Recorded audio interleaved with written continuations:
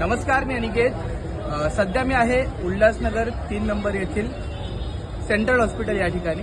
आणि या ठिकाणी जर आपण पाहिलं तर रुग्णांची अतिशय हेळसांड होताना पाहायला मिळते. खरं तर केस पेपर जे आहे ते ऑनलाईन पद्धतीने सुरू केल्यामुळे अनेक नागरिकांना जो आहे तो त्रास होतोय. खरं तर ऍप्लिकेशन डाउनलोड करावा लागतो आणि त्या ऍप्लिकेशनमध्ये आपली सर्व डिटेल्स भरावी लागते. त्यानंतर QR कोड स्कॅन केला जातो.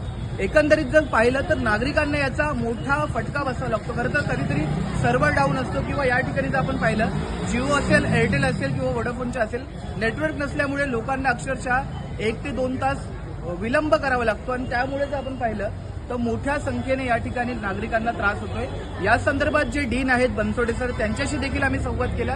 तर त्यांचं असं म्हणणं आहे की याला काहीच करू शकत नाही. जर सर्व्हर डाऊन असेल तर तुम्ही काहीच करू शकत नाही. नागरिकांना हा त्रास सोसावाच लागेल. एकीकडे म्हणतात ना की सरकारी काम आणि 4-4 तास थांब, याची प्रचिती तुम्हाला या सेंट्रल हॉस्पिटलला आल्यावर नक्कीच येईल.